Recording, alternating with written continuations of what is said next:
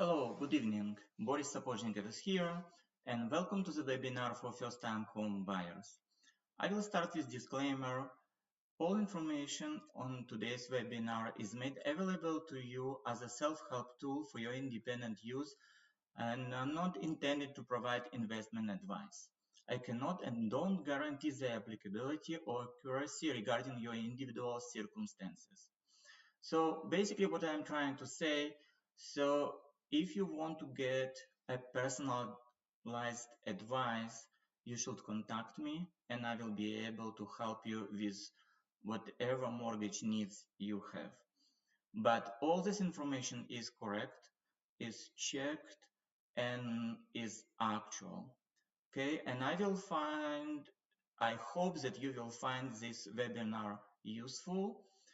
And if you have any questions, you can use the chat and start asking questions via the chat. If you see in the corner of the screen question mark, it's some kind of place where I'm going to do kind of pause and check if any questions are available. So again, you're right now on YouTube channel, and you can use your devices and ask questions via the chat. Leave any questions. Don't worry if I'm not answering right away. Every time that we can come to the some place where you see question mark, I will do some kind of pause and we will check your questions. Okay. So at this point or at this moment, you can just send me a smile. You can send me like hi or whatever you want to do. But I will personally move to the next slide because I don't see any questions. Let's start. Okay, who is a first-time home buyer? Of course, person who never purchased a home in Canada before, he is a first-time home buyer. If you recently experienced breakdown of marriage or common law partnership, you also and you suppose will consider first-time home buyers, even if you had a property before. If you at some point decided to sell your property and you live on rent for the last 4 years and you didn't occupy a home that currently purchased by you or your spouse, so basically not you, not your spouse, don't have any properties for 4 years, no problem, you again first-time home buyers, and all laws or all rules for first-time home buyers applied for you. I am going, through this webinar, we will go through requirements for mortgage pre-approval and approval. We basically will be focused how to get a mortgage in order to purchase a home in Canada. All these rules applies across all of Canada. You can go get a mortgage through myself, Boris Sapozhnikov Mortgages, anywhere in Canada. So all these rules applies everywhere. Of course, there are differences between provinces, and when you're looking for personalized advice, I will be able to help. So let's start with the requirement number 1, down payment.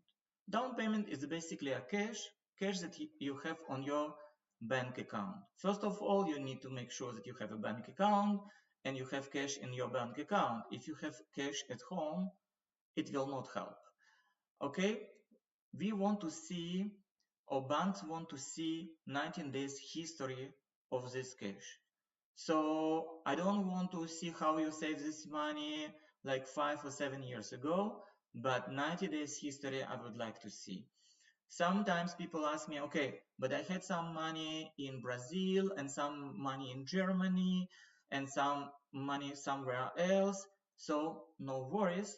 If you had your money not in Canada, in other country, so you will need still to provide 90 days history. So it can be like 20 days in Brazil and 70 days in Canada, or 50 days in United States and 40 days in Canada. So in total, 90 days of history. So from where money can come, from you or from your immediate relatives. So from your mom, from your dad, or from mom of dad of your spouse, they can give you money as a present, and this gift can be used, no problem, as a down payment. Okay? Okay, I believe it's clear. Let's go to the next. A minimum down payment in Canada is 5% if you purchase something under $500,000. So if you purchase anything under half million, enough 5%. If you're purchasing something more expensive, something in between $500,000 to $1 million, so for the first $500,000 you need to put 5%, and the rest you put 10%. How it basically works? For example, you want to buy something for 600, so for first 500 you need 5%, so 25,000. Now we have extra 100,000, 10% from 100,000 is 10,000. So in total you need $35,000 if you want to purchase something for 600. If you want to purchase something over the million, you need to put down more than 20% or at least 20%. Here we have a question mark, so I'm going to check if maybe I got any questions. Okay, I just got hi and smile. You know what? I will send a smile too. Yeah, I have some kind of smiles here as well. I will say smile from myself. So hi. Yeah, so thank you very much for sending me highs and thumbs up. If you have any questions, don't hesitate to write them in this chat. As I promised, I will always pause and I will give opportunity to ask questions. So I'm back to my presentations, and the next step is mortgage default insurance. So in Canada, mortgage default insurance is mandatory if you are buying a home in Canada with a down payment of less than 20%. Oh, I have flies here. Sorry. So if you have mortgage default, if you have, or if you don't have enough down payment, or your down payment under 20%, 5%, 7%, 10, 15%, even 19%, you must to have mortgage default insurance. You don't need to purchase this insurance separately. When I am creating or organizing or speaking to your lender or speaking to any bank and trying to get a mortgage for you, I will organize this mortgage default insurance. This mortgage default insurance will be attached to your mortgage. So basically when you will do a payment, your payment will include part for the mortgage and part for the insurance. Part of the insurance, very, very small part, it's kind of attached there and you don't really feel it with the mortgage payments. Now, one important thing. Mortgage default insurance is to protect the lender in case something going wrong. It's not insurance like a life insurance that protect in case if you're sick. For this, we need to purchase separate life insurance. Or, for example, if you lost a job and you cannot do mortgage payments, for this is employment loss, so a separate insurance. You can purchase all this different insurance, and if you have questions about this insurance, I cannot answer on all of these questions. I will definitely redirect you to the financial advisor who is doing this type of insurances, and you can do proper insurance. Again, I am a mortgage agent or mortgage professional, and I'm acting as a mortgage broker in Canada, and I can help you to get a mortgage, but I'm usually not specialized on any type of mortgage insurances except mortgage default insurance. As I said, mortgage default insurance, it's something that's mandatory if your down payment under 20%. Okay, so next, I have here an example. So let's say I am going to buy a home and the price of the home $400,000. I have $20,000 saved. It's just a 5% from $400,000. So 400 minus 20,000, my mortgage $380,000. I need to purchase mortgage insurance. Mortgage insurance will be $15,200. It's 4% from the mortgage that we need to take. And my total mortgage, $395, 200.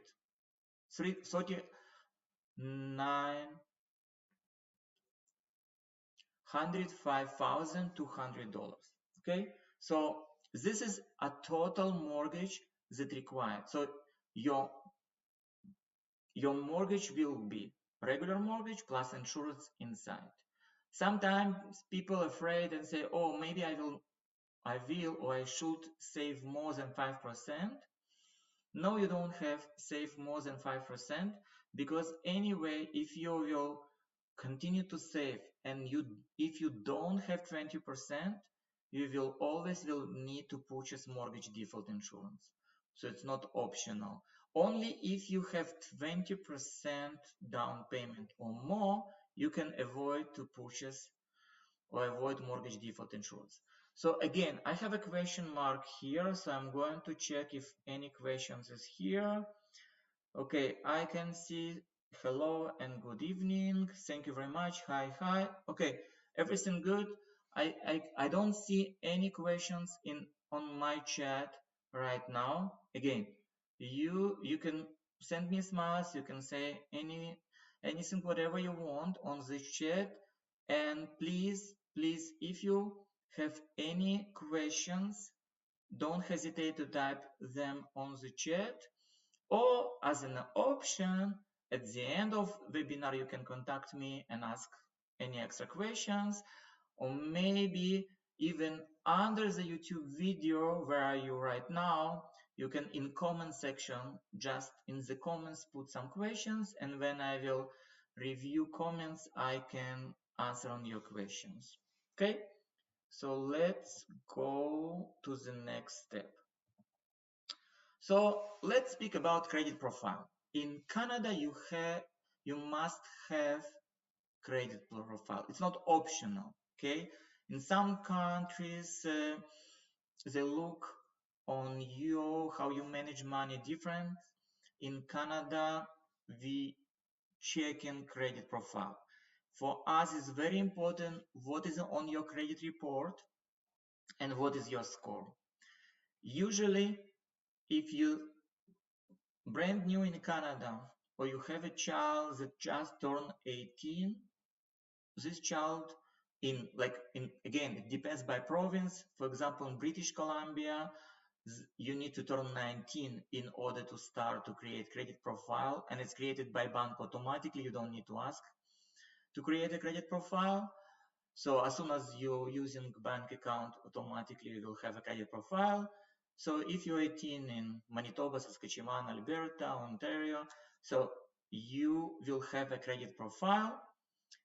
And if you want to see your credit profile, you can contact TransUnion, or you can contact Equifax, or you can contact both of them, and they obligated to give you one free, no money, free credit report, but just one report per year. Usually what I recommend to my clients to do, use free services from some other companies. For example, company Borovel, they are working together with Equifax. So if you sign up with Borovel and it's for free, you can look on your credit report and see your credit score every day. The same with Credit Karma. Credit Karma connected to TransUnion, and every time that you're using Credit Karma website or application, you can look and read your credit report and see what is your score with TransUnion. The score of Equifax and the score of TransUnion almost always different, because they're using different formula how they calculate your score. A bank can report to Equifax, can decide not to report to TransUnion. Bank can do opposite, report to TransUnion and not report to Equifax. Bank can report to both TransUnion and Equifax. Every credit card again have different behavior, so they can report whenever they want. They can report every week. They can report once in several weeks. This is why this TransUnion Equifax reports are different. But of course, the question, when you go for a mortgage, what reports we will use? So I can say we always use, or in majority cases, we use both reports, Equifax and TransUnion. In some cases, when I'm working with a client, I'm use just Equifax. In some cases, just TransUnion. I don't want to speak about these cases. It's very specific. It depends by client. It depends by structure of his family. So just in general, if you want to check for free your credit reports, you can connect yourself to Bravo or Credit Karma and got these reports for free. So how the credit profile created? Created based on your activities, and here is some examples how you can create a good credit profile. So you need to apply and use credit cards. It's good to have 2 credit cards, and you need to make sure that you are not using more than 30% of the credit limit of the credit card. For example, if credit card has a limit $2,000, please keep your balance $600 or below. You need to pay all your bills in full and on time, rent, utilities, telecommunication services, and try never to use cash for this type of transactions, because you never know what we will need for mortgage application. Sometimes I'm using rent to apply for a mortgage, or sometimes I'm using your phone bill to apply for a mortgage. But you never know, so please make sure that you pay all your bills on time. Next, sometimes it's good to have a small loan. For example, RSP loan. RSP in Canada is one of the types of pension plan where you can invest your money in companies and hope that they will grow, so you will have some pension later. You can get a loan for this RSP, but before you applying for this type of loans, you need mortgage professional who will help you to understand all pluses and minuses to take out RSP loan. Also, it's very important to speak to professional advisor who will help you to construct your RSP loan, because it's not just to go to the bank, take a loan, put money and whatever. No, it's important not just put money, it's important to invest money, and you need to think about how you invest your money. One of the ways to invest your money is invest in your own property, and how to do this, you can again contact me and I will help. I hope to have some time and speak about it later, but in general it's kind of personalized advice, so please contact. Never exceed any credit limit. So if you have a credit line or credit card and you have some kind of limit, be as far away as possible from this limit. I know some people getting credit card just with $500 limit and maximizing this limit, so like using $490 or using $520. So please be away from these credit limits. As I said before, try to be no more than try not to use more than 30% from your credit limit. If you get offer from the bank or credit card or from the store where is your credit card to increase your credit card limit, always accept this offer. Why? Because the more limit you have, it means the store that has this card trusting you, or bank that has this card trusting you. So as the same, your new bank who will give you a mortgage, or sometimes it's even the same bank who giving you mortgage, will trust you more if you have a bigger credit. So the bigger credit you have, it's better. Yeah, it's maybe sounds weird, but this is how it works. So for example, if I will get 2 credit cards and everyone has a limit of $2,000 or even more, it it's kind of sign for the bank I am somebody who bank can trust. Because if I have this 2000 and 2000 cards, but I never use 2000, I use only 600 from this card or only maximum 600 from this card, and I'm always paying this on time, bank says, oh, this person using just 30%, he is on control on how he spend money, I can trust him, I can give him a mortgage. Okay, next. If you have several credit cards, you need to use all of them. Please don't cancel any old credit card if you open credit card and it has $500 limit, but you visited this presentation, you decided to get another card with $2,000 limit. Please don't close this card with $500 limit. Still use it. Maybe use just for $20 here, $20 there. If you have annual fee on this card, you can always call bank and say, oh, I just want downgrade this card for free card. Any card in Canada can be downgraded for free card, even if it has annual fee, but you will not have all options that card may give you, like bonuses, some points, but still you will have a free card. It's especially important if you have like 3 cards, one 500, another one 2000, another one 2000, and you're thinking maybe this 500 to close. No, don't close credit card because it helps to build your credit. So don't cancel all credit cards. Again, it sounds weird. Some advisors can say, oh, cut your old credit card, throw it in the garbage.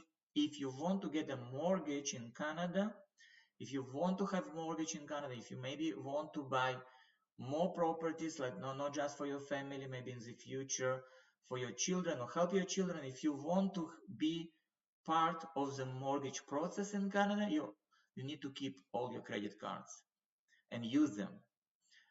Now, if you always, like if you have a credit card and you're using too much, try to pay at least twice a month.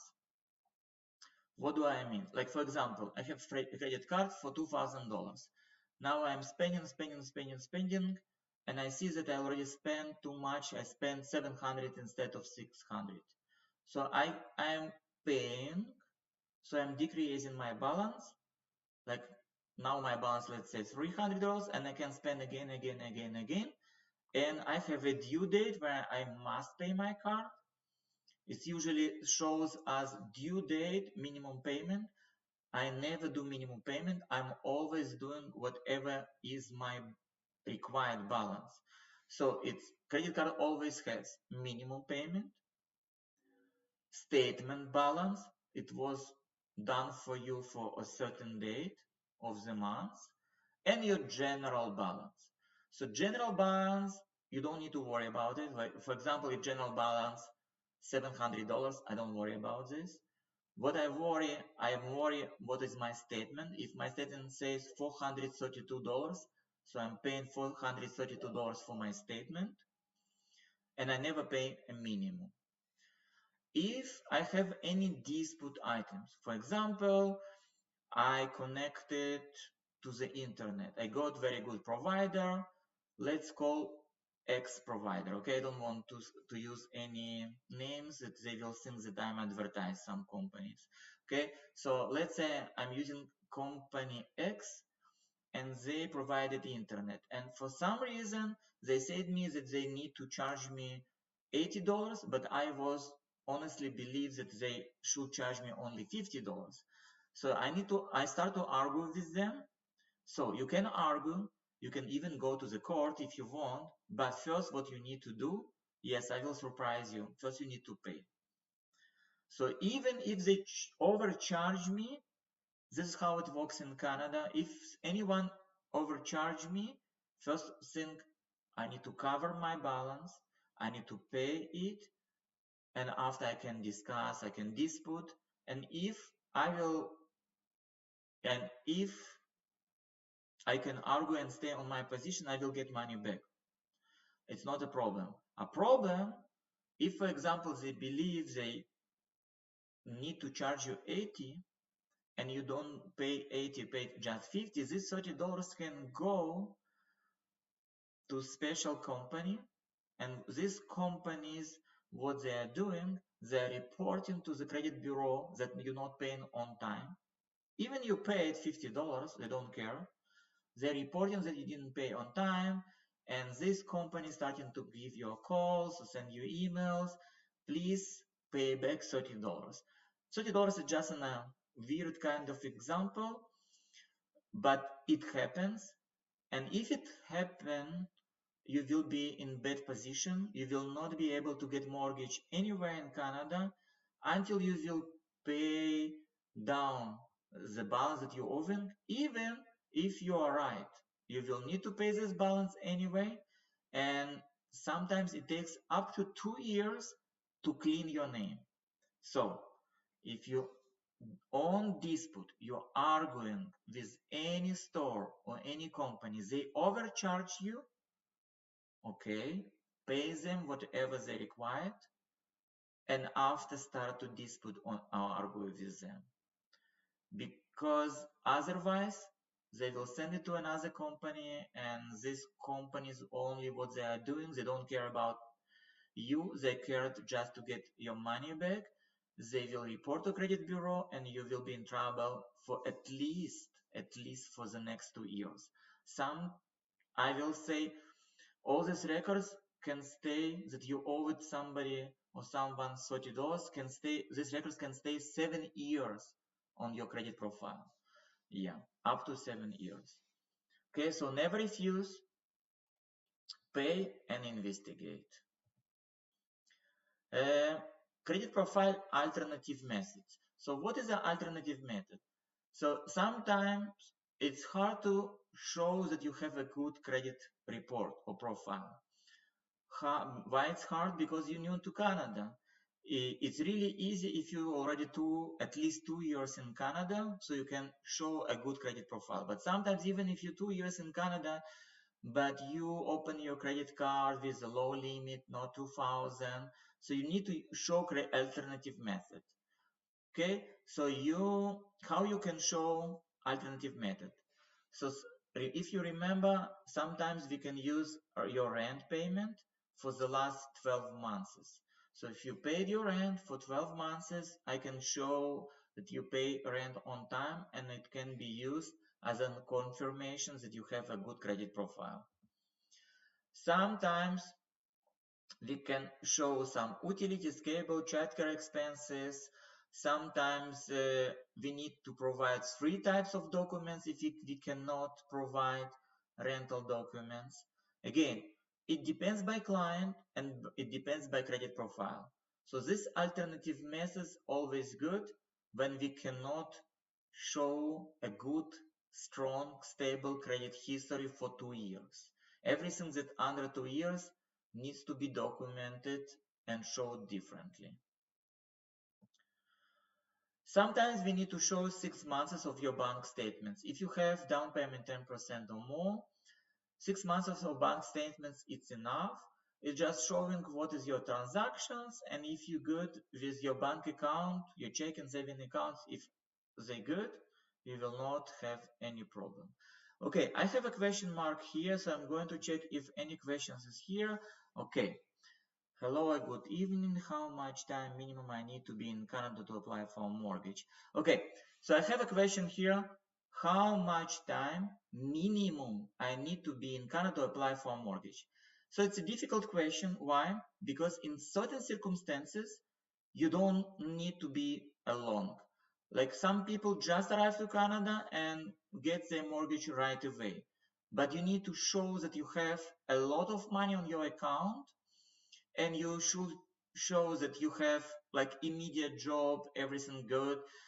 It usually happens to people who have at least 35% down payment. Okay, so minimum 0 time, 35% down payment, 0 time in Canada. It's absolutely minimum and you can get a mortgage. Of course, if you don't have 35% down payment, it's a different story. So if you have something like 25% down payment, sometimes 1 month, 3 months, 3.5 months, it can be a good enough minimum. You don't have 25% down payment. Okay, another question. What amount do you have? What kind of job do you have?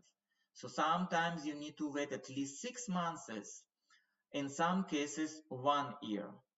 I can say majority of newcomers to Canada getting easily mortgage during the first 6 months or something in between 6 months and a year. Another question. Do you check a credit score of wife and husband or only one person in family? Okay, so if I have a family, husband and wife, and I want to know what is their credit history. If wife, for example, never had a credit card, so she will not have a credit history, so I will not be able to use wife and show her on mortgage. But in general, I strongly recommend that if you have family, husband and wife, and want to buy together, you both should have 2 credit cards. So husband 2 credit cards, everyone with a limit 2,000, especially if you're newcomer, and wife 2 credit cards, each one with a limit of $2,000. In this case, when I have 2 people with a strong credit profile, I can do much more for this family than for families that I will use just one partner. Sometimes family comes to me and saying, okay, my wife is not working, I just want to use my salary. Or opposite, a lot of newcomers, I saw a lot of women arrive to Canada with children, they're getting a job, husband still outside of Canada, so for any reason, wife getting a job, also getting support for kids. So of course, for this family, I will be using only wife's credit report and only wife's credit history. I cannot use husband because he is not even in Canada. If he will arrive later and will get 2 credit cards and we will apply later and he will get a job, we can use both of applicants. So it depends by family. Is it okay to pay back on credit card every day? It's not good. I can explain why. So if you get your credit card and for example you went to Tim Hortons, bought some coffee, donuts, went to another store, let's say you spend during the day $37. Okay, you spend $37, you come at the evening and you pay bank back $37. What happened? At the beginning of the day your balance zero, good. At the end of the day your balance zero, good. Bank reporting, let's say at the night, you don't never know when bank will report to the credit bureau. What bank will report to credit bureau? Zero. What computer thinking, oh, he is not using credit card, or she is not using credit card. Or if person not using credit card, it's not good. So your credit history and credit score going down, not using credit report.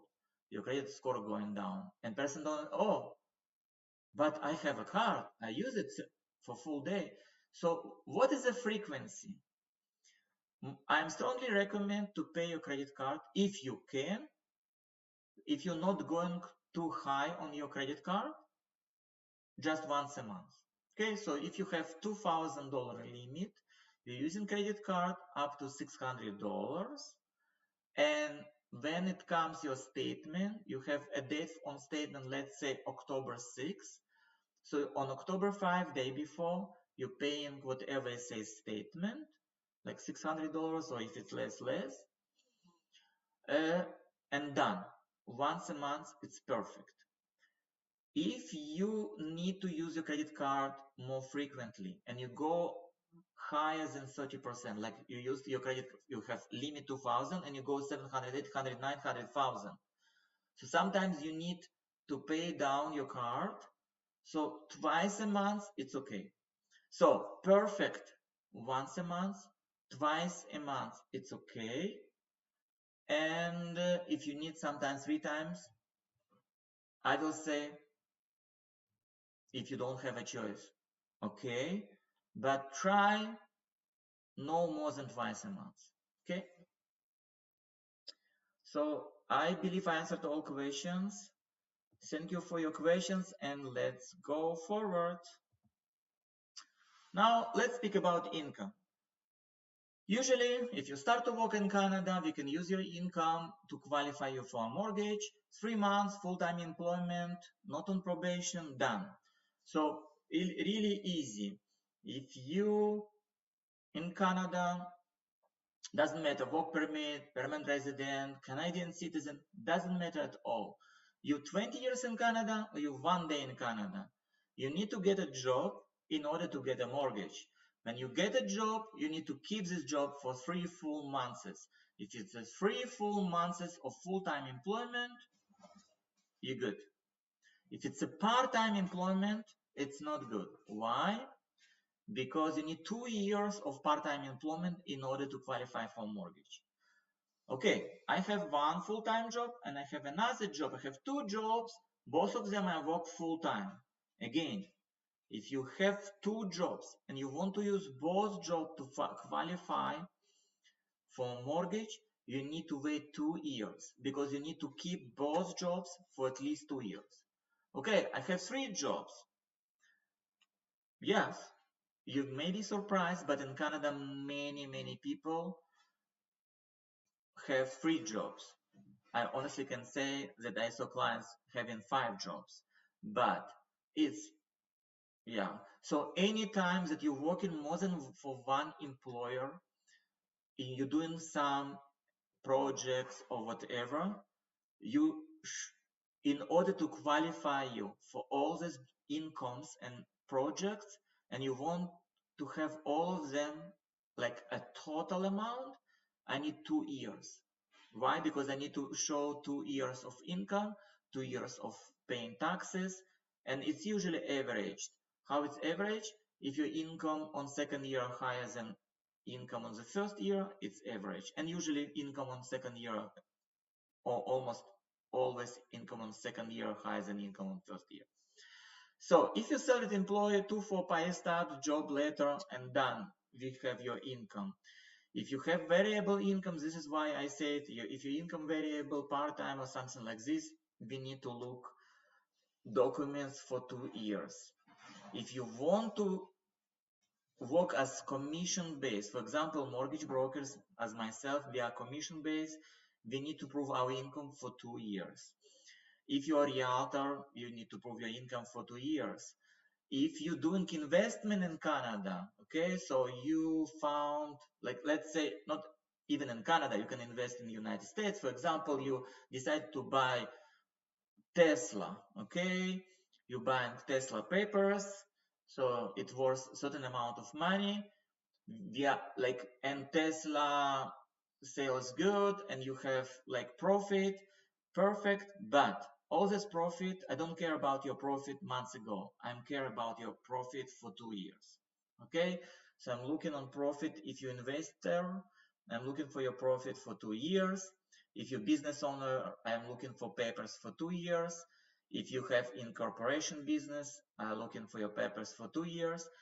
Like, I am leaving the screen for just several seconds. You can look on what documents I'm collecting for business owners. Again, if you're business owner, it's better to contact me and I will explain you how to collect all these documents.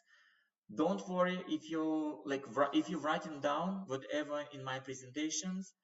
Don't worry, it will remain on YouTube channel, so you can go back and watch it again and pause the presentation and write down whatever you need to write down.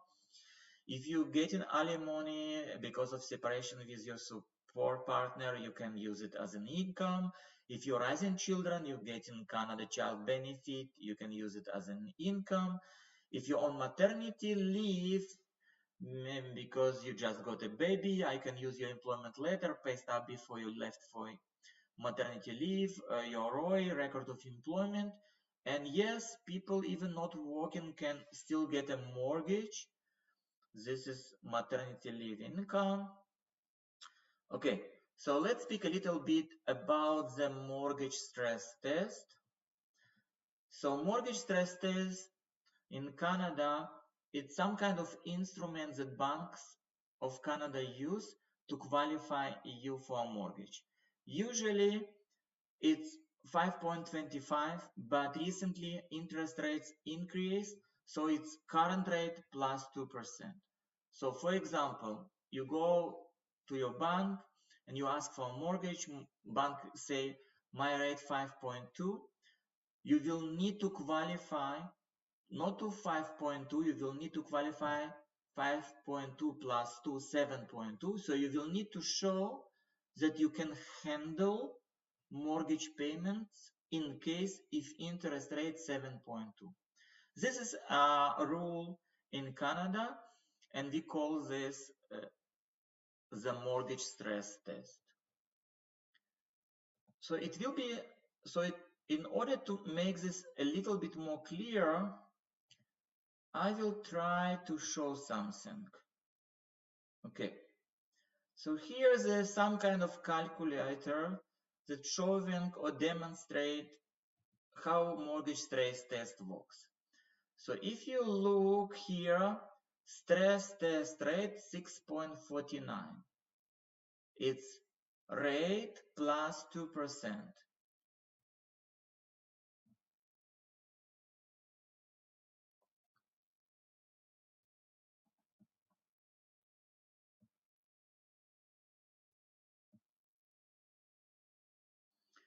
Okay, so what basically I'm trying to show here, if you have a gross annual income, $80,000 is for family, okay?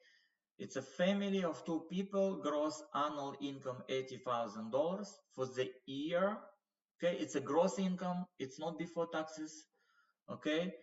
It's not after taxes, it's before taxes, so it's your gross income. So, and let's say you have a property taxes 2,000 a year, $167 a month, and you pay for heating for this house $80.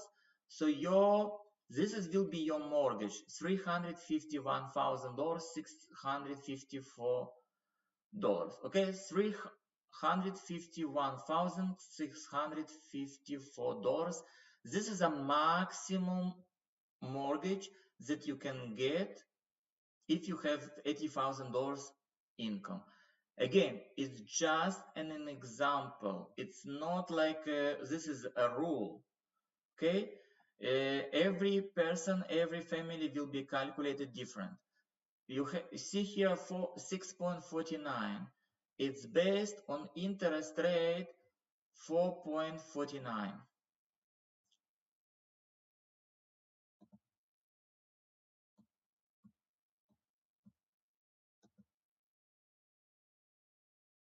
Okay, I have disconnected my application. Yeah, so if you can see a rate here 4.49. Like I have extremely good interest rates. Why? Because when I am looking for a mortgage for you, I'm not just looking in one bank or second bank or third bank. I'm shopping around. I'm looking for different options. I'm looking what different lenders provide. And if you go, for example, in any big bank today, your mortgage rate will be around 5.2, 5.3, or maybe even higher. But I have access virtually to any lender in Canada. So I will always shop for the best rate for you. So for this family, I was able to find 4.49. It's important what rate you take. Why? Because if, for example, you go to the regular bank and they will give you 5.2, So you can see immediately that qualification rate or stress test rate 7.2 and the mortgage amount decreased. So when you work and when you want to work with a mortgage broker,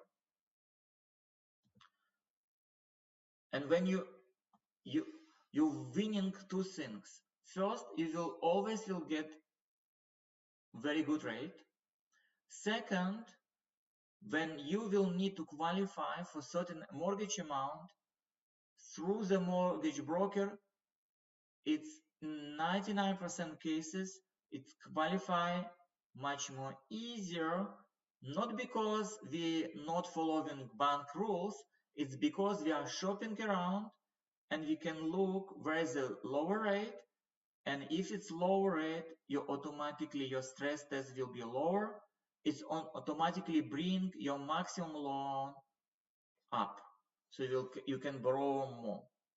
Okay, let me just check. Maybe someone have any question here? Okay, I don't see any questions on my chat right now. So if it's too complicated, please contact me and I will clarify this in more details. What I try to just explain or show on this example, so the more income you have, of course you will get more mortgage. But not only this, what is decide or what is, it's not one parameter, okay? It's not like, okay, I'm making 80,000, this is what I will get. No, look how many parameters I have here. Property tax, the lower property tax on this property, the more loan I can get. If I, for example, property tax will be higher, for example, $3,000, so your maximum mortgage will be lower. So it's a lot of game here, and in order to qualify, we need to work together.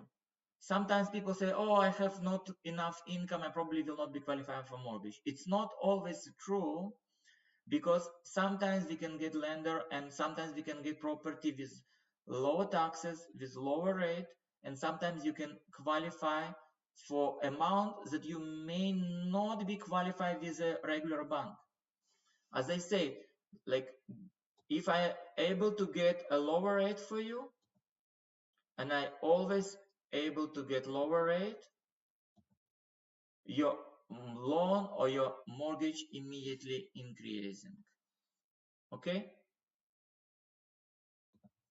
Okay, so let's go back to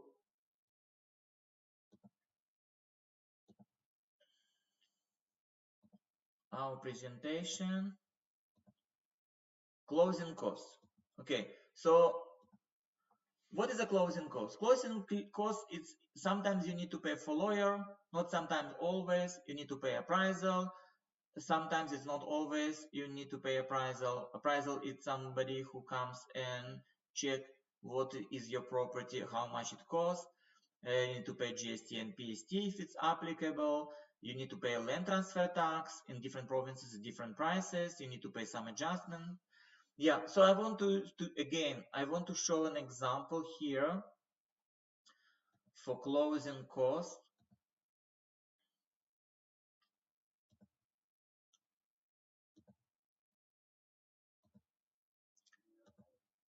Okay, so for example, home price is $300,000. Okay,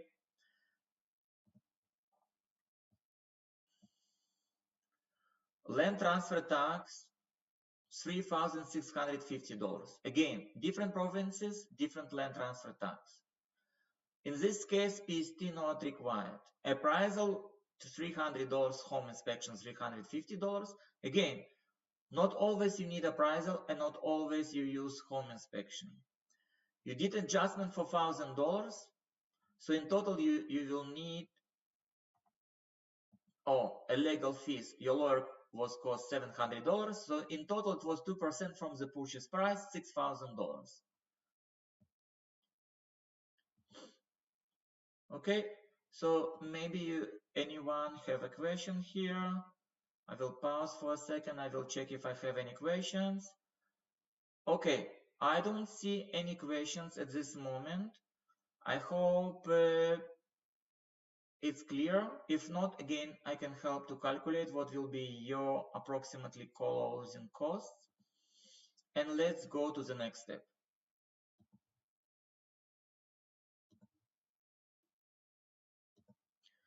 First-time home buyer initiative. So what is the first-time home buyer initiative? This program is shared equity of mortgage. For example, you have 5% down payment, and a government can give you 5% in addition to your down payment. So in total, you will have 10% down payment. Again, you go and you want to buy a property. You come to me and I'm pre-qualify and pre-approve you for a mortgage. So you have a certain amount that you know that you can shopping around. Okay, you shopping around, you find the property that you like, you put 5% down. You can borrow from the government another 5%. So in total, you have 10% down payment. So your monthly payments will be lower because you put down more. But you need to return this money. When you sell this property, you need to return 5% back. If you are not selling this property and you live 25 years in this property, after 25 years, you need to return to the government 5% that you borrowed.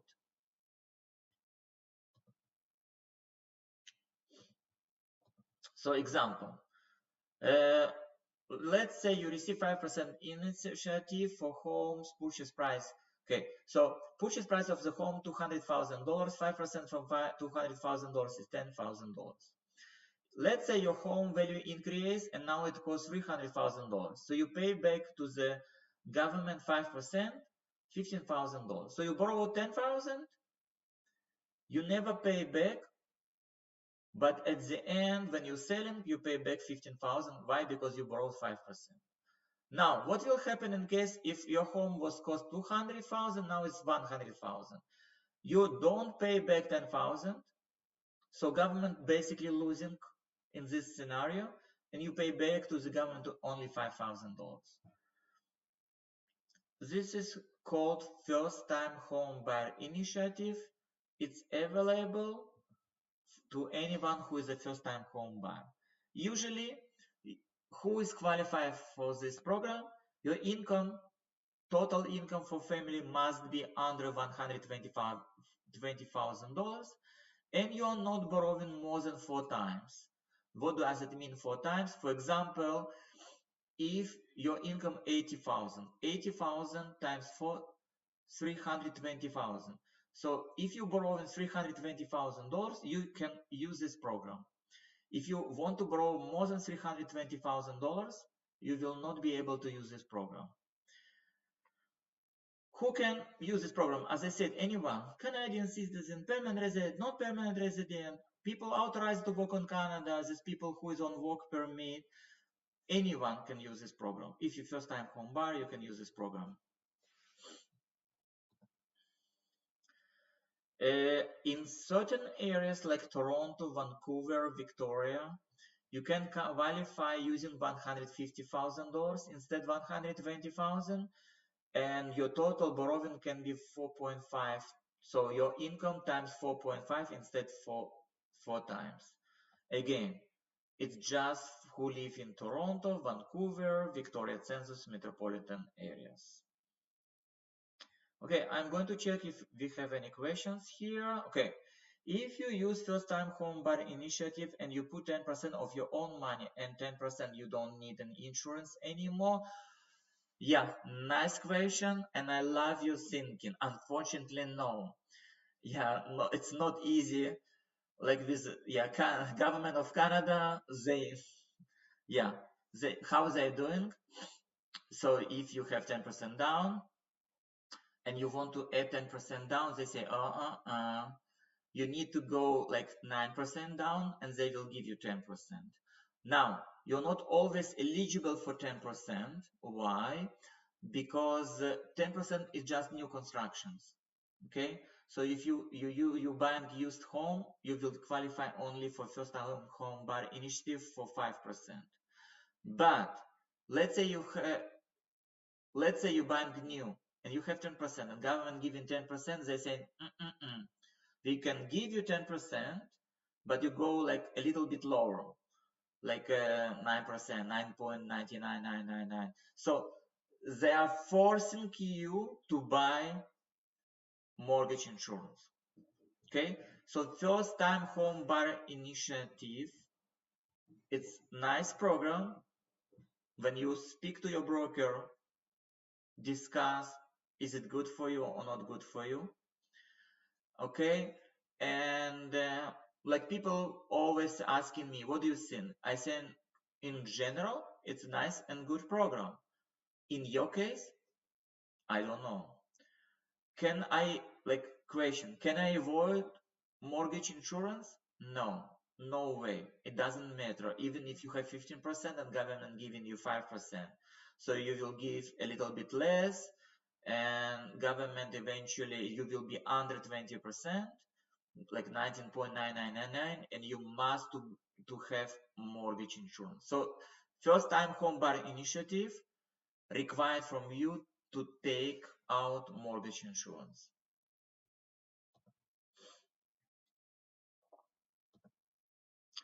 Home buyers plan. I love this program. Okay, I am personally fell in love in this program. If first time home buyer initiative, I'm always saying I like it. In some cases use, some cases no.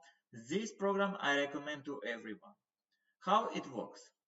So you open retirement saving plan, RSP. Okay, registered retirement saving plan, and you put money there. So you're saving money, not on regular saving income, you actually investing money in Canadian American economy whenever you want to invest. Okay, you investing money, money growing, and you can use up to $35,000 from your RSP account. You can withdraw this money and use it for purchase. When you need to start to invest as soon as possible. Why? Because money should be on your investment account at least 90 days before you can withdraw them. Sometimes people say me, okay, it's for rich people. No, it's not for rich people. Sometimes I'm even saying my clients, okay, look, what is your down payment right now? Oh, my down payment 15%. I said, okay, you don't have enough for 20%, just 5%. So instead to purchase mortgage insurance that you must to purchase because you have only 15%, let's say we have 3 months. So I'm calculating everything for the client. I'm checking if client can take a loan, not mortgage loan, regular loan. Like we call this RRSP loan. Client takes RRSP loan, okay, and put money, invest money running in investment 90 days, pulling out this money, adding this money to their down payments that what they have, and they can avoid mortgage insurance. Not only for this thing. In some cases, even if you zero down payment, yes, you have zero down payment, you don't have any money. Like you arrive to Canada, you have 2 hands, your head, you can walk, okay? You start any job. You start job, you working hard, you make income, but you don't have any money. You never saved.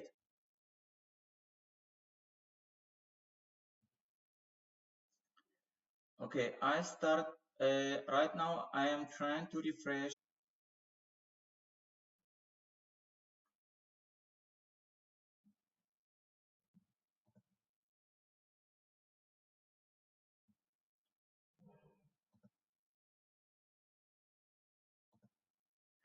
Okay, if anyone can send me a smile, so I will know that we are still here. please let me know that.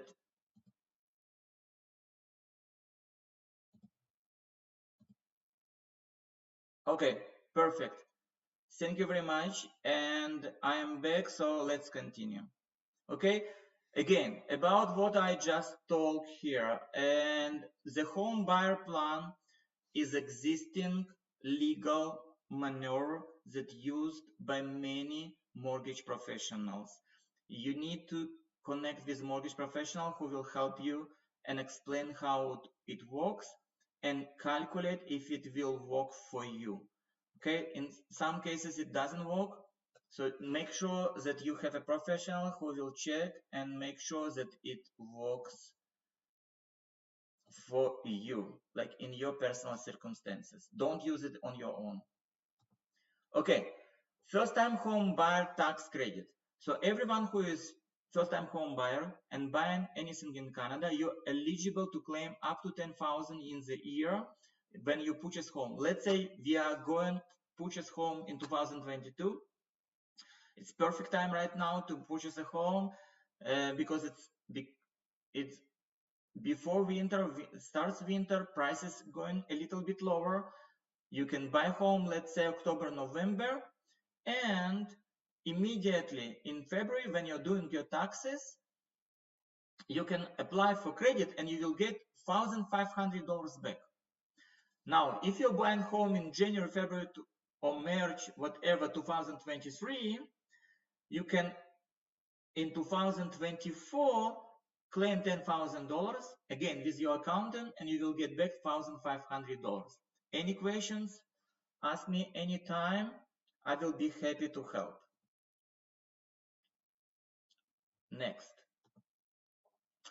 New program. Okay. Tax-free first home saving account. FHSA. First home saving account. It's extremely new program. It will just starting in January 2023.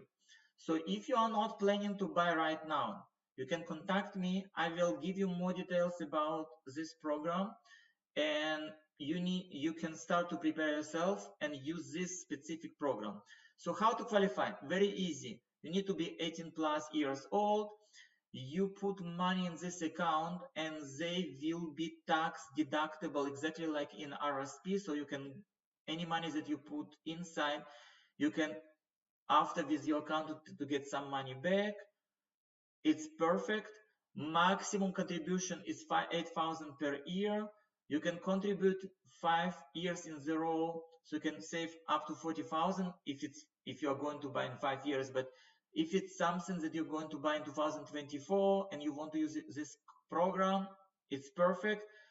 And the interest that you make in this account is tax-free, similar to TFSA program. It's very nice income. Yeah, so please, if you I'm really sorry, I just got a phone call, so I was distracted for a second. So this program is very nice program. You can use this for 15 years. Yeah, I'm really sorry, I'm getting phone calls. I will try to turn off this calls. Yeah, because I still need.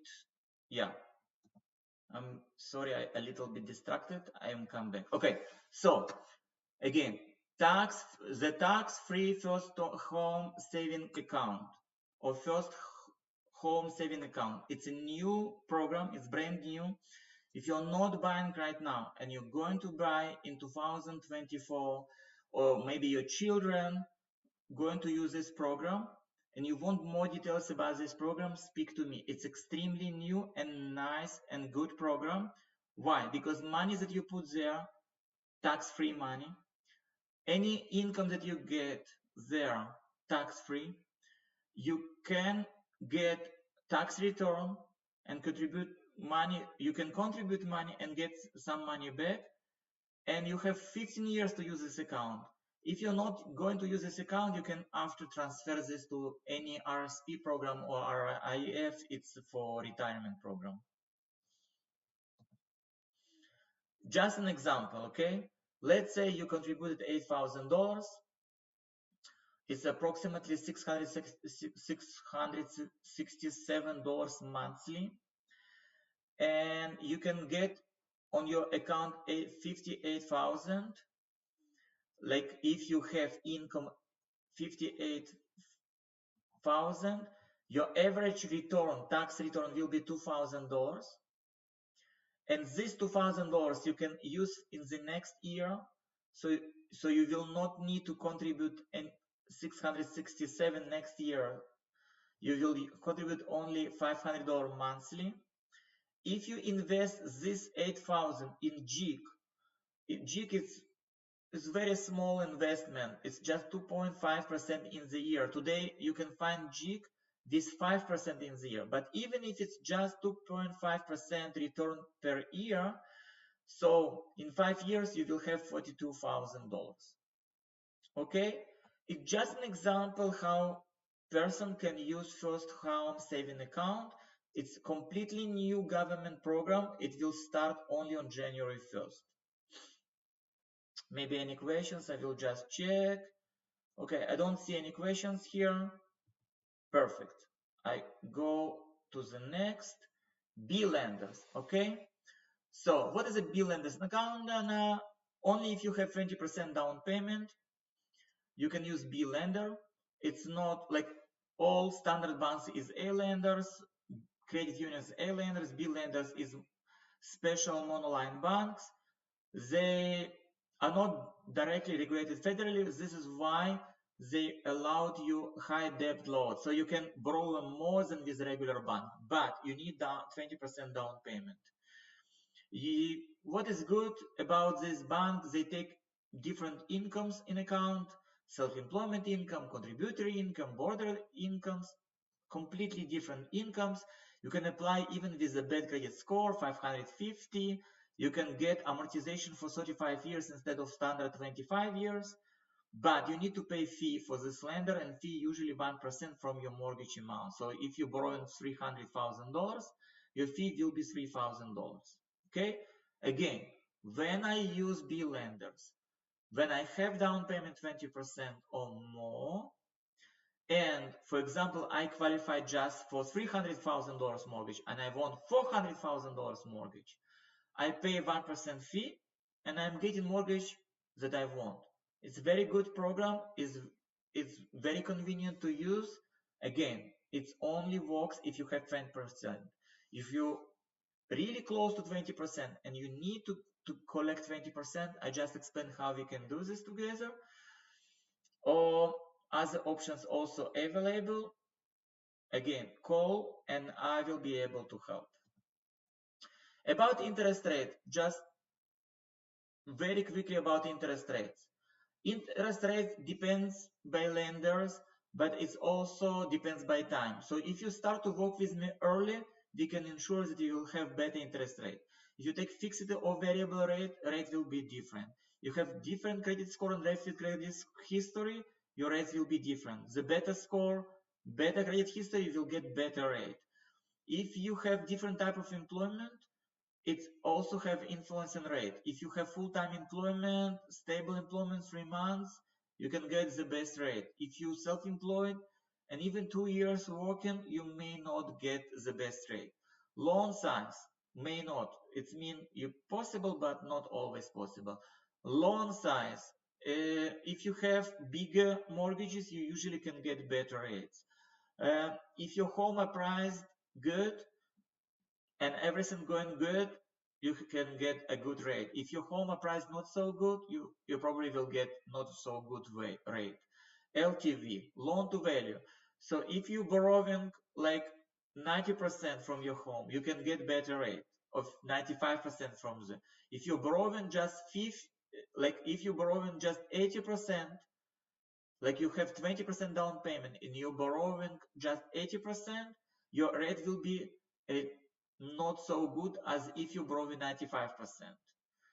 Why? Because you're not purchasing mortgage insurance. So bank say, okay, you're not purchasing mortgage insurance, I will give you a little bit not so good rate, still good rate, but not so good rate. Why?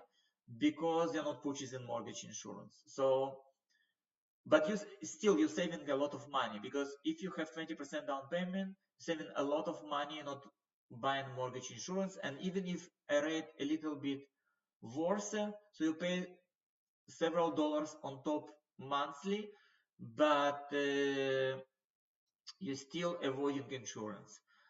It depends by your debt ratios. So how much you borrowing? If you borrowing 39% or 32%, this debt ratios is just for calculations, and you don't need to calculate this. Again, when you work with me, I will calculate this ratio for you, and I will explain you exactly what we need to do to do these ratios lower or higher. The lower your ratios is usually you can get better rate. If you take loans just for a year, your rate will be very good. But usually you try to get mortgage for 5 years, 3 years, 4 years. Your rate will be not so good if you take mortgage for 10 years. What do I mean take mortgage for between 1 to 10 years? It's just a term. It's your contract. Okay? So anyway, if your mortgage for 20 years or 35 years, you sign a contract just for 1 year or maximum 10 years. Usually average Canadian signing contract for 5 years. So what happens at the end of the contract? After 5 years, you can just renew your mortgage with this lender, or you can contact me and I can get you in possibly better rate with another lender. So we can go from lender to lender and signing contracts every 5, 4, 3 years. Again, depends by your personal circumstances. Amortization is the total length of your mortgage. As I mentioned before, it's an average of 25 years. You can sometimes go up to 30 or 35 years. 30, 35 years amortization, it's only if you have 20% down payment at least. It depends if your home will be you occupy this home. If you occupy this home, your interest rate will be lower. If you're going to rent this home to somebody else, your interest rate will be higher. If you located in this province or another province, your rate can be different. Some loans build differently. For example, I just give here an example. Readvanceable mortgage is when you have 20% down payment. You can create readvanceable mortgage. If you have questions about this type of mortgage, ask me. So your rate probably will be higher, but readvanceable mortgage has other pluses, and I will say a lot of pluses. You can contact me if you have 20% down payment, and I will explain how I can get this mortgage for you and what is the pluses of this type of mortgage. And the most important part about the interest rate. If you go to the bank, you will just get a standard rate. If you go to the mortgage broker and mortgage broker willing and able to buy down an interest rate, you can get much better rate than any bank in Canada. And this is the most important part of this whole story. Why to use mortgage broker, or why to work with people like me? When you're working with a mortgage professional, when he looks or she looks around, like here's the rate, and this is the lowest rate. But my interest is mainly about my client, because I know if my client will be extremely happy about the mortgage that I will get for him and rate, he will share this to other people or to other clients. Okay? So if I will be able to get extremely nice and good rate for the client, and how I can get it? By buying it down, by using my own money and creating better and or lower rate, my client will be extremely happy, and he will share and bring me his friends, and they will do mortgage with me. So in my interest to give you the lowest rate possible. Like I mentioned in today's presentation, average rate in Canada right now on mortgages for 5 years fixed rates around 5.5. But my mortgage rate right now average is 4.5. 1% lower than average rate in the Banks of Canada. How is it possible? I'm using my future on possible income to buy the best rate possible for you. This is why it's worth to work with a mortgage broker. Again, I'm going to check quickly if any questions is here. Okay, I don't see any questions here. And to the end of this meeting, my cat was going back and forward here. So sorry for meow. Okay, things to avoid during the process. Okay, we are on the final stage of this meeting. Okay, so things to avoid during the process. So please don't take out any loans or borrow from line of credit. If you're working with me and we need to borrow from the loan or borrow from line of credit, we will calculate this together. Please don't carry any credit card debt. As I said, no more than 30% is perfect. Don't use cash because you want to have a good credit history, so please use credit cards. Don't fall behind of bills. If you fall behind of bill, make sure that you pay right away back, and make sure that on your checking account we don't see that you didn't pay some bills or something like this. How you make sure that you always have money on your checking on saving account. Make sure that you always have enough money if you have automatic transactions or whatever. Don't max your credit cards again. Under 30% is very important. Don't switch jobs. It's very popular mistake. People changing jobs, and we need to wait another 3 months to get a mortgage. Okay? So I believe we are at the end of presentation. I'm going to look and check if any questions is here. If no questions here, I will just wait maybe another 30 seconds just to make sure that I answered all questions. I'm reviewing our chat. I believe I answered all questions here. Okay, yeah, I can see that people writing thank you. Yeah, thank you. I will write thank you too for visiting, and yeah, I see thank you again. Yeah, thank you very much for visiting my webinar. As I said, everything possible, but even if it's impossible, it's possible. Even if it's difficult, we can do it, okay? But we can do it together, okay? Have a professional on your side, like myself, and don't hesitate, contact me, send me message, send me email, and I will make sure that you will have a best mortgage possible and as fast as possible.